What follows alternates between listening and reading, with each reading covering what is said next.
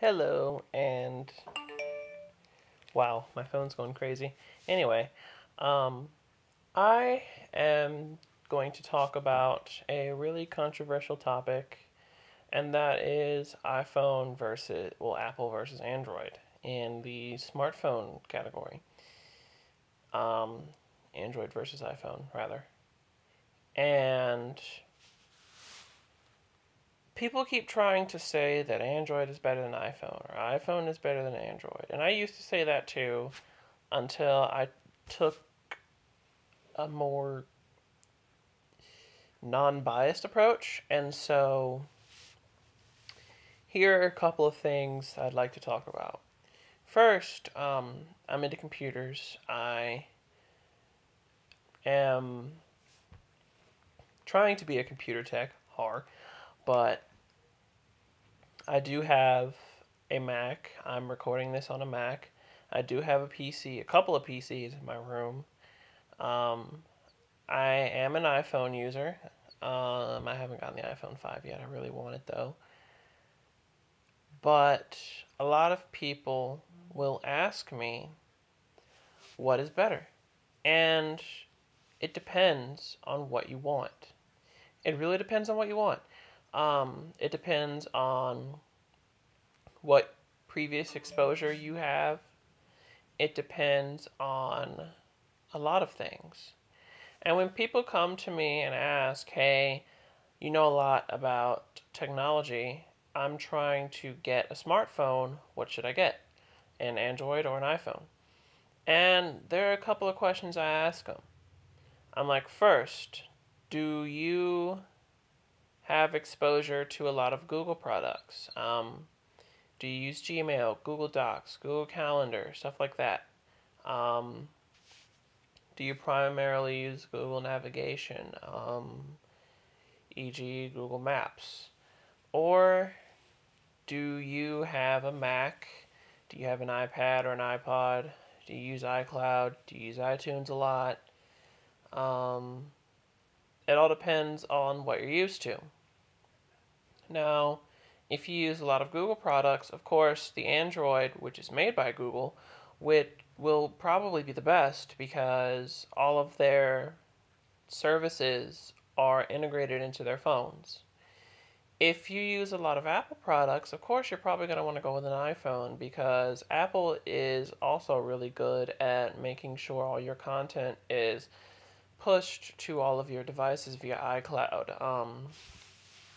And another question I ask is, do you really, really want to get into the guts of your phone, or do you want a simple interface that works? Androids give you free reign with the operating system. You can get in there and mess with files that you normally wouldn't be able to on an Apple device. The Apple device, you pretty much get what you get. Um, with Android and their apps, you can install an app from anywhere pretty much without rooting your phone. That basically means for people who don't know, sorry about that, for people who don't know, that basically means unlocking your phone in order to do things that the manufacturer doesn't really intend. Yes, that is legal. And that's pretty much what jailbreaking means for iPhone users. Um, with Android, a lot of their apps, there are a lot more free apps on the App Store. Um, but there isn't really a screening process with their apps. Um, Google doesn't review, so let me adjust this a little bit, doesn't really review a lot of their stuff like Apple does. But with Apple, you can't do a lot of system configuration changes with your phone. You pretty much, the only things you can see on there are what they allow you to see, and the only things you can do are what they allow you to do, unless you jailbreak. I used to jailbreak, but after iOS 6 came out, they introduced a lot of the features that I wanted anyway, so I didn't really see the point. Um, Another thing with Apple is they screen a lot of their apps. When you not only do you have to pay to be a developer, which I think is a good precaution for Apple because that will ensure that the people who are developing these apps are serious about, making sure they're good quality apps. Another thing Apple does is they go over your code. They won't release an app to the App Store until they go over your code and they approve the app. They want to make sure that it works with pretty much every version of iOS. They want to make sure that the user experience is consistent to what they're used to providing. And they want to make sure that your app isn't going to crash their iOS devices. They also have a lot more apps in their App Store. I think today they have over 600,000 apps. Actually, I think it's more. I can't remember. I think it was 700,000 and some change in the last keynote I saw, but don't quote me on that. Another question I ask is, are you looking for a phone that's technologically superior? Android phones have a wider variety than iPhones. iPhones are kind of uniform. I mean, you can't really get the only differences in the models you can get, like with this iPhone 4. The only different iPhone 4s they have are with the color. I have a white one, and with the storage capacity. And with Androids, you can get phones with different screen sizes. You can get phones that are just touchscreen or that have keyboards. You can get, there are a lot of things you can change. And until the iPhone 5, there was no Apple device that had LTE. And there are a lot of Android phones that are 4G LTE right now.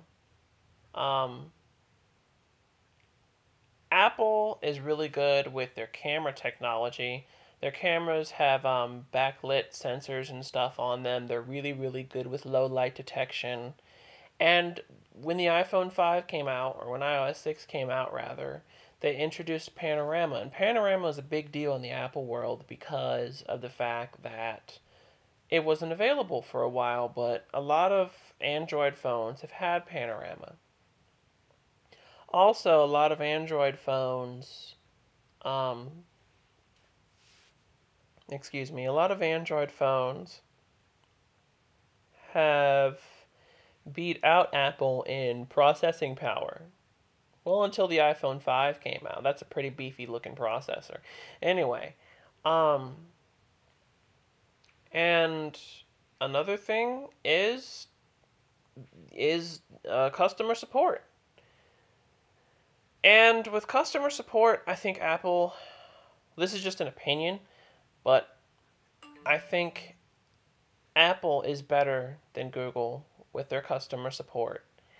Just because I've never heard of anyone complaining about Apple's customer support. Their help files are always very detailed.